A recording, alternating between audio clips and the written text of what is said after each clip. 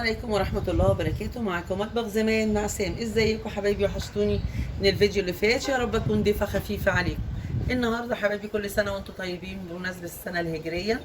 عادها الله عليكم يا رب باليمن والبركة. تبقى سنة مبروكة على الناس كلها اجمعين ان شاء الله.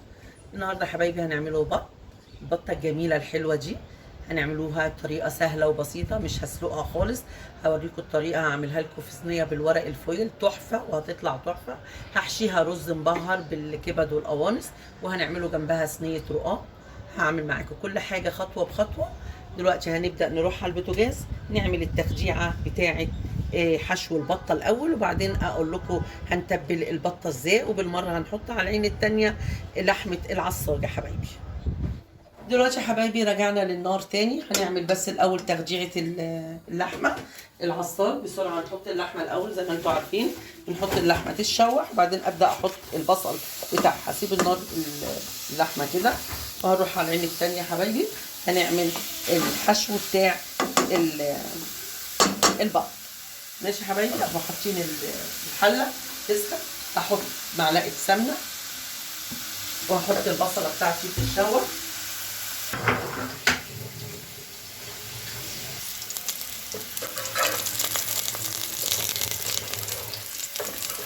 بصوا يا حبايبي، احط بصله تتشوح، البصله الصغيره ديت للكبد والقوانص، وبعدين هرمي عليها الرز. اعمل لكم طريقه حلوه وسهله وجميله وحشو هتاكلوه. هنزود في الرز شويه، مش هحشيها بفريكه، هحشيها برز يا حبايبي. هسيب البصله بس تتشوح شويه كده معايا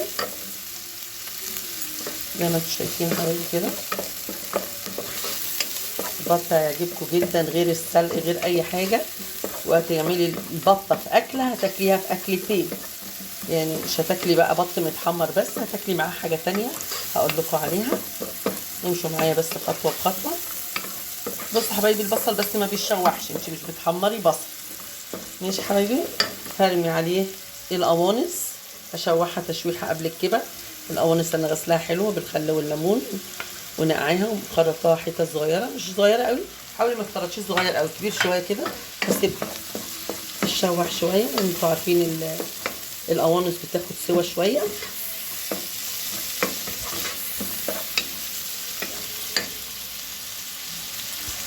بصوا يا حبايبي، نحط بس شويه شعره فلفل اسود للقوانص بس تشويحه. دلوقتي يا حبايبي اللحمه زي ما انتم شايفين خدت وش اهو، مش تشويحه. هرمي عليها البصل وهسيبها تتشوح مع نفسها شويه، وبعدين هقول لكم هعمل ايه. واروح دلوقتي على العين التانيه في خلطه الرز بقى، الحشو بتاع البطايه يا حبايبي. ونرجع لكم تاني يا حبايبي. تعالوا عليه على الرز. دلوقتي يا حبايبي اهو الكبد والقوانص زي ما انتم شايفين. كنت حاطه بس فلفل اسود. هقلب الرز اهو. الرز غسلاه، الرز كتير شويه، هاخد منه شويه حشو وافلفل شويه ببقيه الخلطه، هيبقى جميل. ماشي يا حبايبي. اديله بس تشويح اهو مع كل الحباش ده. وهعمل عليه ايه بقى؟ هبهره بخلطه الكبسه شويه، بس مش الكبسه بقى، ملح اهو وكاري على كركم عشان يديله لون شويه.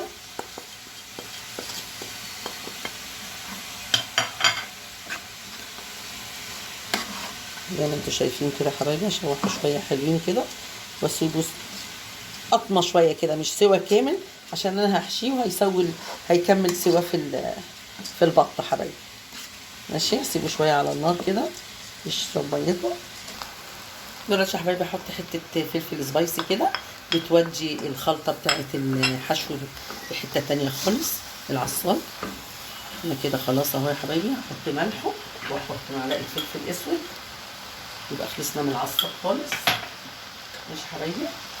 احط معلقه الملح بس كده واسيبه عبال ما يستوي. اروح بقى اظبط نفسي واظبط الحشو بتاع البطاطا. ماشي يا حبايبي. دلوقتي يا حبايبي رجعت لكم تاني. عايزه اقول لكم الخلطه اللي انا هحشي بيها البطه. ده بصلتين مقطعاهم جوانح، مش كلهم طبعا للبطه حبايبي. وهحط عليهم الحباش اللي قلت لكم عليه، كركم وكاري وفلفل اسود وكمون وشويه كزبره ومرقه والملح. كل دول يا حبايبي هخلط بيهم الخلطه اللي انا هحشي بيها، وشويه خل،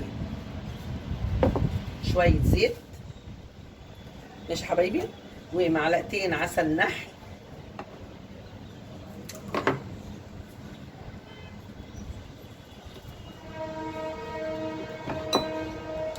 ماشي يا حبايبي.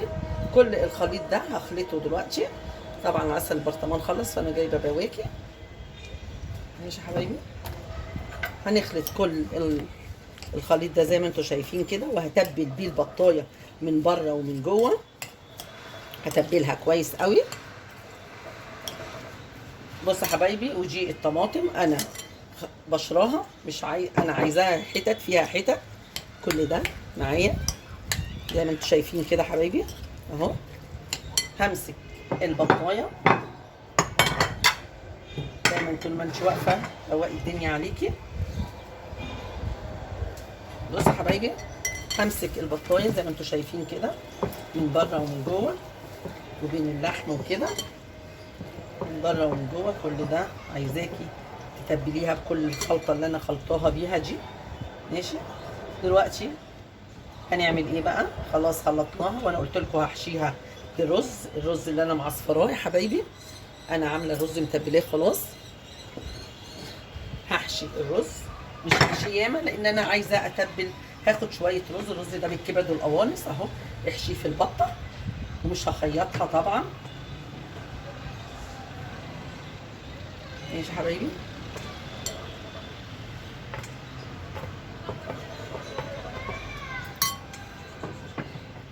زي ما انتم شايفين كده، سهله وبسيطه خالص.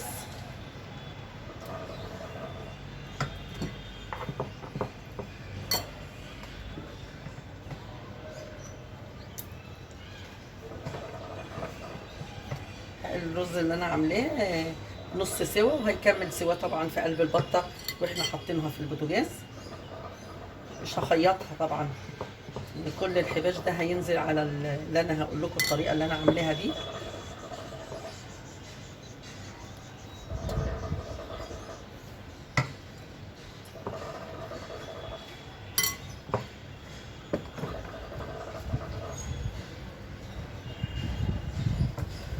خلاص كده يا حبايبي، بطه اتملت لحد الاخر. انا قلت لكم خرطه بطاطس حتت كبيره عشان البطه بتاخد وقت في الفرن طبعا. وكل الخليط اللي انا كنت عاملاه اهو يا حبايبي كله بيه. وهمسك البطايه هحطها في الصينيه. كل ده هلخبطه كده يا حبايبي، والبطه هتنزل الحباش بتاعها في الخليط ده زي ما انتم شايفين متبل وكل حاجه فيه. همسك البطايه زي ما هي كده، هتحطيها كده، ما تقفلهاش ولا حاجه يا حبايبي. وطبعا انا كنت في الحباش اللي كنت حاطاه عليه، حطيه عليها واقول لك هنعملوها ايه دلوقتي. بورق الفويل، ورق الفويل، وهنحطها في فرن البوتاجاز وهنقفل عليها، وهوريها لكم وانا بعملها في الفرن.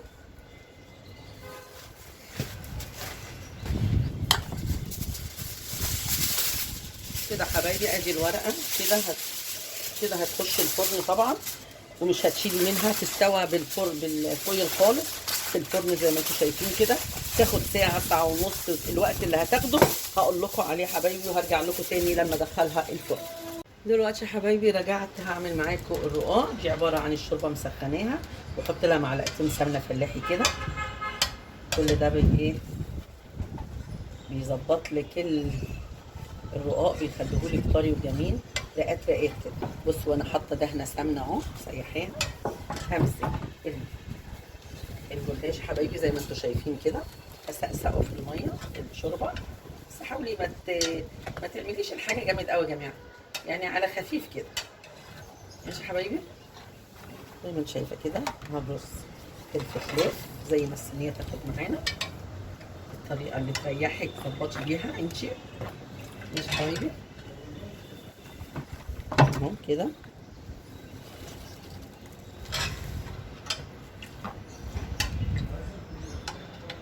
طبعا شكل الرقاق جميل صابح من عند المعمل، جايبينه جميل وحلو اهو حبايبي.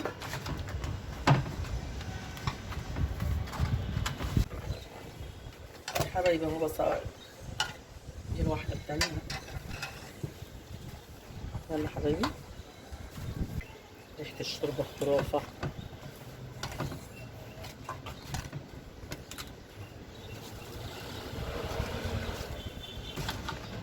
كده بقى في مستوى واحد كله زي بعضه. اللحمة حبايبي، بصي اللحمة بتاعتك بقى عالصاج.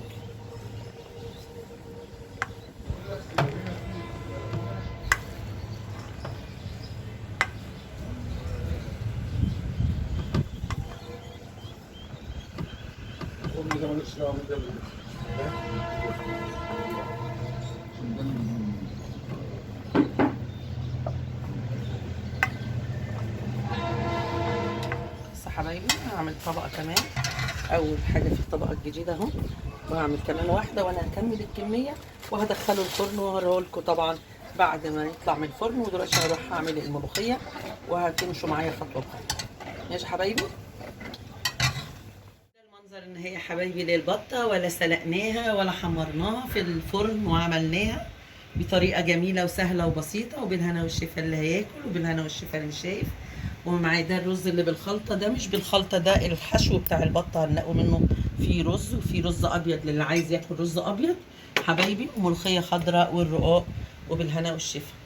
وكل سنة وانتم طيبين، والسلام عليكم ورحمة الله وبركاته.